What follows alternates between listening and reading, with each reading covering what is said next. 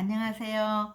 네, 지난 시간에는 야곱이 레아와 라헬을 아내로 맞는 장면까지 보았습니다. 이제 오늘은 레아와 라헬을 통해서 또 야곱 가정에 일어나는 에피소드들을 우리가 보겠습니다. 창세기 29장 31절부터 30장 24절까지 오늘 저희들이 이제 함께 살펴볼게요. 여호와께서 레아가 사랑받지 못함을 보시고 그의 태를 여셨으나 라헬은 자녀가 없더라. 그러니까 이제 레아와 라헬을 이렇게 보면 레아는 타고날 때부터 안질도 있고 또 얼굴도 좀 외모도 부족하고 그러다 보니까 아무래도 이제 성격도 우울하고 어둡고 그렇게 되지요. 그러니까 상처가 있는.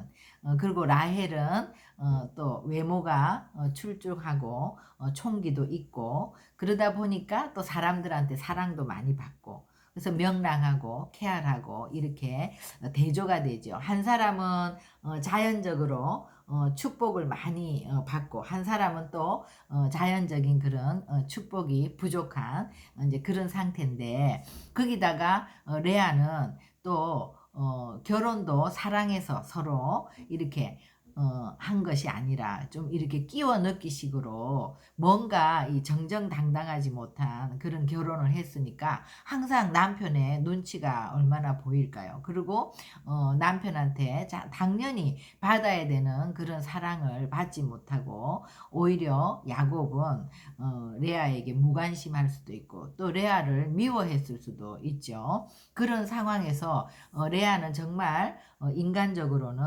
의지할 것도 없고 자기의 그런 답답한 심정을 토로할 데도 없는데 그런 사랑받지 못하는 이런 레아를 하나님께서 보셨다는 거죠. 우리는 사람은 늘 잘나고 능력이 많고 이런 자들에게 이제 관심을 갖지만 하나님은 언제나 좀 소외되고 고아와 가부와 나그네와 이런 자들에게 하나님이 관심이 있고 하나님이 그들을 보시는 것처럼 레아가 그러다 보니까 하나님 앞에 나가서 이제 기도하게 되고 하나님은 레아를 불쌍히 여기시고 레아의 태를 여시는데요.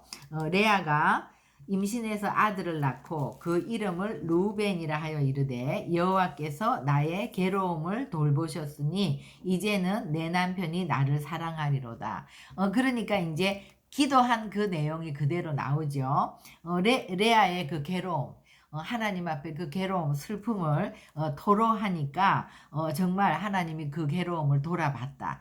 그래서 이제 보라, 아들이다. 정말 내가 아들을 낳았으니까 이제 내 남편이 나를 사랑할 거야. 이래서 이름을 루벤이라고 짓죠. 그가 다시 임신해서 아들을 낳고 이르되 여호와께서 내가 사랑받지 못함을 들으셨으므로 또 아들을 주셔서 시므온이라고 짓죠. 근데 사랑받을 줄 알았는데 또 사랑받지 못하니까 또 그것을 기도했을 때 하나님이 그걸 들으시고 아들을 주셨다. 시므온이죠. 또 임신해서 아들을 낳고 이르되 내가 그에게 세 아들을 낳았으니 내 남편이 지금부터 나와 연합하리로다.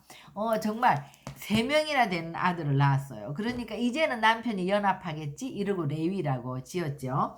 그가 또 임신해서 아들을 낳고 이르되 내가 이제는 여호와를 찬송하리라 하고 그의 이름을 유다라 하였고 그의 출산이 멈추었더라.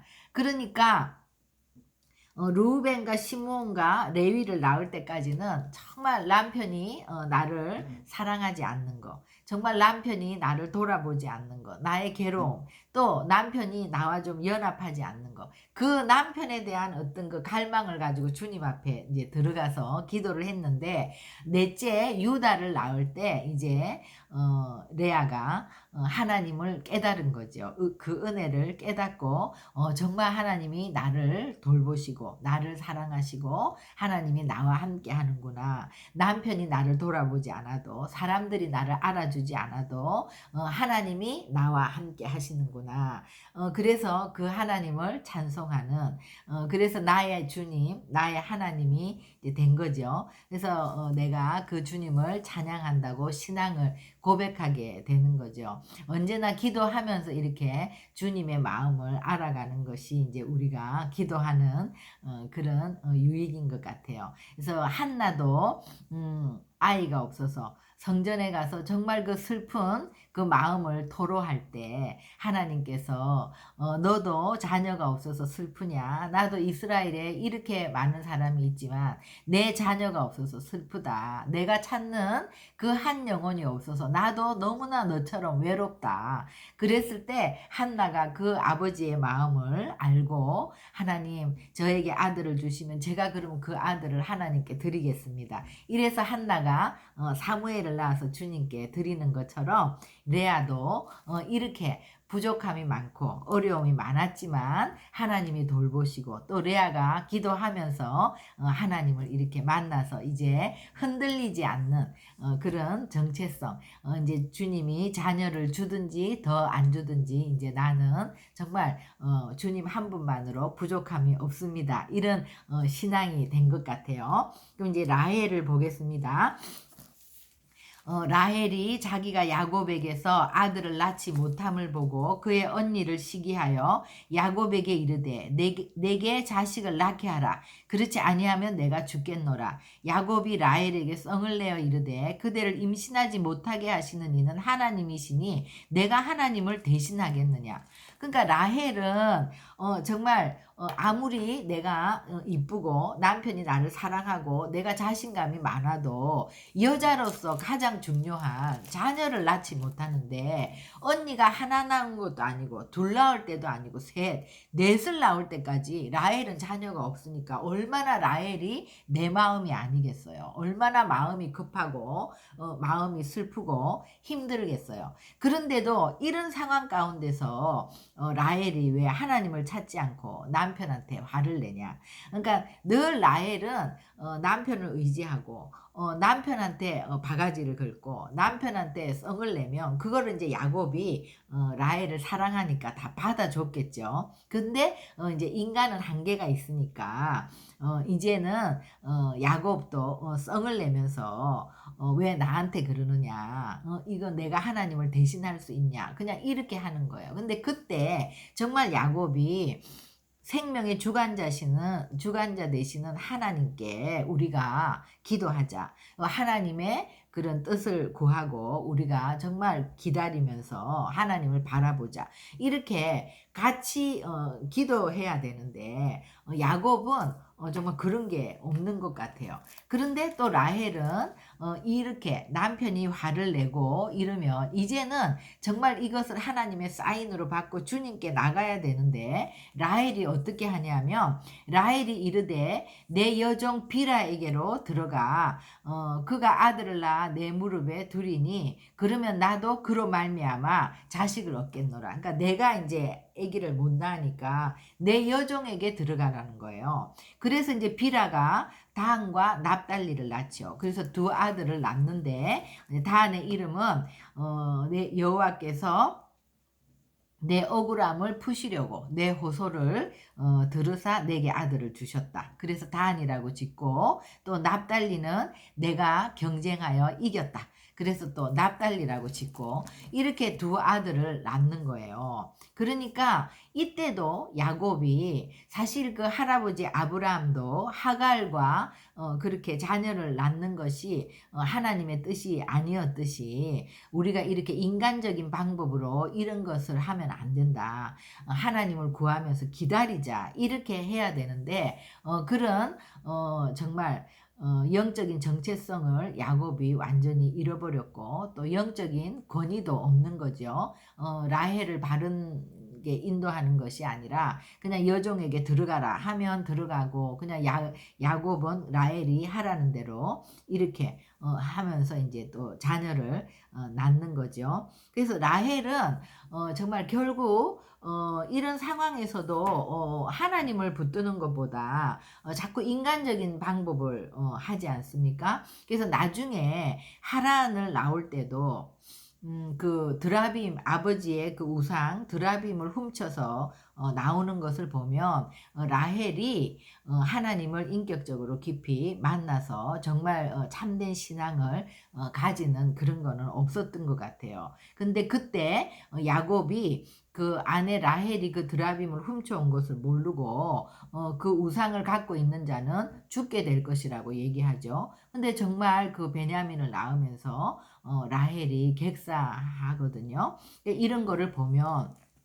우리가 정말 우리의 마음이 낮아지고 겸손해지고 이럴 때 주님을 만나는 것 같아요. 근데 라헬도 지금 충분히 그런 상황을 하나님이 조성하고 라헬이 그냥 결혼해서 아이도 잘 낳고 이러면 정말 하나님을 찾을 일이 없잖아요. 그럼에도 불구하고 라헬은 끝까지 하나님을 만나지 못하고 인간적인 방법으로 이런 거를 하는 것이 참 안타깝죠. 그러니까 우리가 복음서에도 보면 항상 그 첫째 아들의 정체성을 가진 자들이 주님을 만나지 못하지 않습니까? 기득권자들, 또 바리새인과 같이 내가 다 아는 것 같고 내가 다 할 수 있는 것 같고 내가 다 율법을 지키려고 애를 쓰고 그런 자들은 하나님 못 만나죠. 그러나 둘째 아들과 같이 당자가 되어서 정말 내가 쓰레기 같고 내가 죄인 중에 괴수 같고 나는 정말 하나님을 바라볼 수도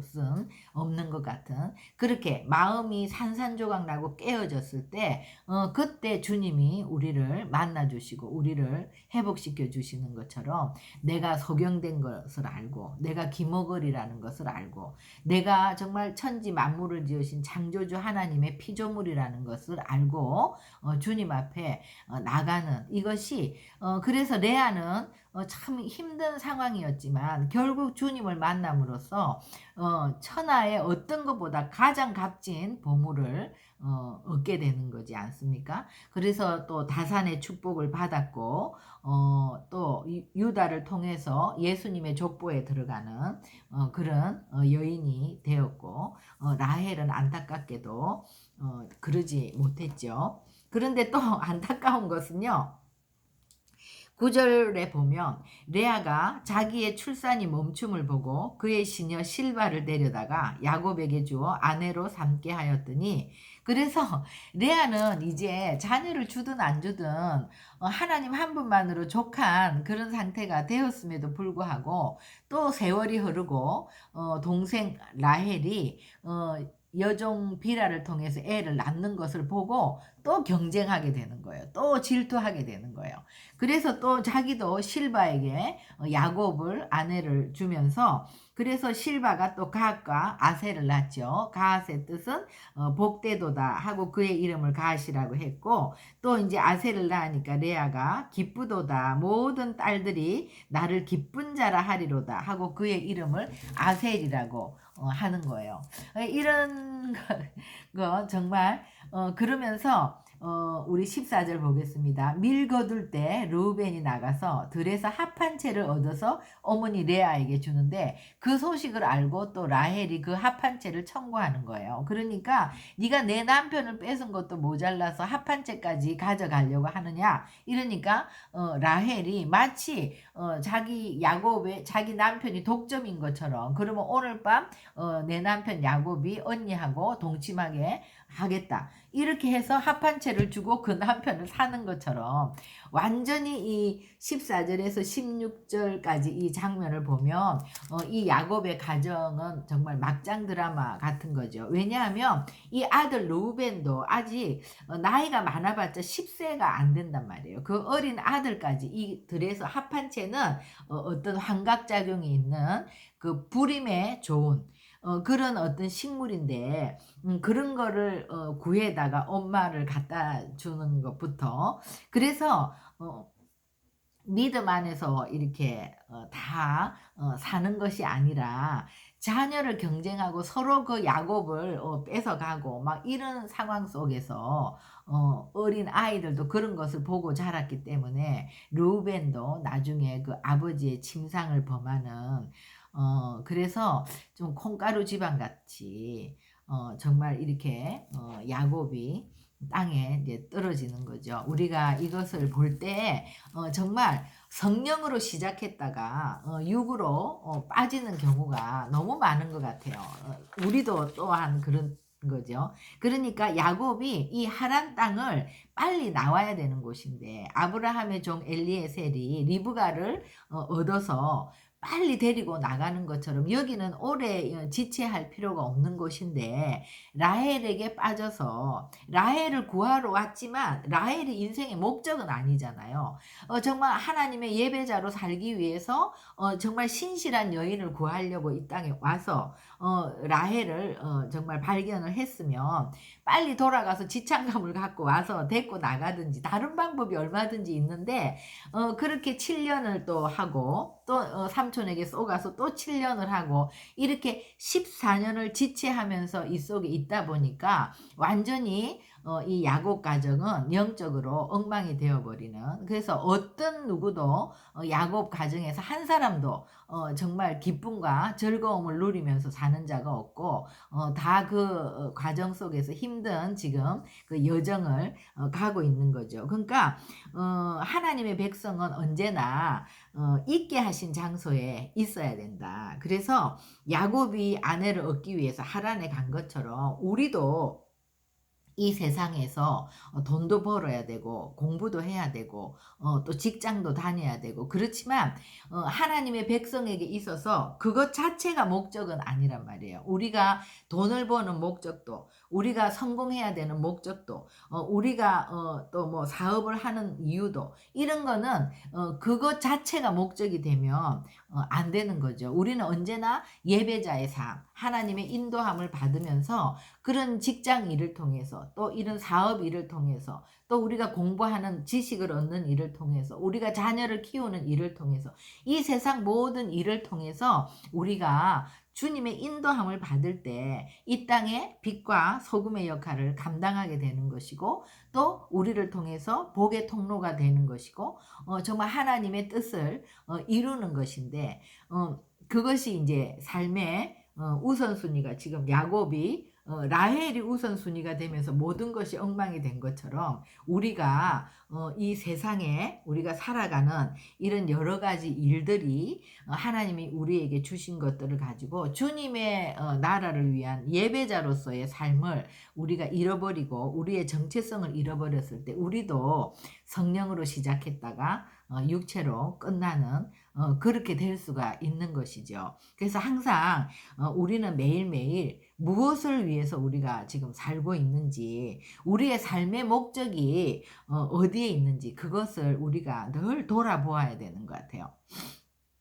그래서 이제 이 삶의 이런 것들을 다시 찾아야 되는데, 그리고 이제 17절에서 21절까지는 레아가 다시 이제 자녀를 낳게 되죠. 이 합한채를 이제 주고 야곱이 들어왔는데 그렇게 해서 또 이사가를 낳고 레아가 다시 또 임신해서 6째 아들 스불론을 낳고 그 다음에 또 딸 디나를 낳고, 그래서 아들 6에 딸 하나, 7을 이 정말 손이 귀한 아브라함의 가문에 레아가 7이나 되는 다산의 축복을 받게 되는 거죠. 그 후에 이제 하나님께서 라헬을 기억하시고 라헬에게 요셉을 주시죠. 하나님이 라헬을 생각하신지라. 그래서 임신하여 아들을 낳고 이르되 하나님이 내 부끄러움을 씻으셨다 하고 그 이름을 요셉이라 하니 여호와는 다시 다른 아들을 내게 더하시기를 원하노라. 그래서 더함이라는 이름의 이제 요셉을 낳게 되는 거죠. 그래서 창세기 35장에 이제 라헬이 마지막으로 이제 베냐민을 낳음으로써 이스라엘의 12지파가 이제 생산이 되는 거죠. 그래서 우리가 이제 결론은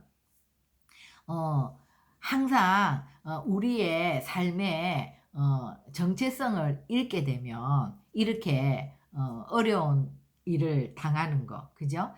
그래서 우리의 삶의 근본 목적이 무엇인지 늘 그런 것들을 점검하면서 이제 살아야 되고, 그러나 이렇게 부족하고 연약하고 이렇게 실수하는 이 야곱의 가정이라 할지라도 우리가 다 그렇게 부족함에도 불구하고 하나님이 우리를 붙들고 계시기 때문에 그 여정을 통해서 또 합력해서 선을 이루시는 거죠. 주님의 뜻을 이루시고 또 우리는 그 과정을 밟아가면서 시행착오를 하면서 다시 또 우리가 쓰러졌다 일어나고 쓰러졌다 일어나고 그러면서 또 새 영과 새 마음을 부어주시는 주님 안에서 우리가 계속해서 새 피조물로 빚어지는 것이죠. 만약에 우리의 실수나 실패, 연약함으로 인해서 우리가 실수했던 것을 우리가 다 책임진다면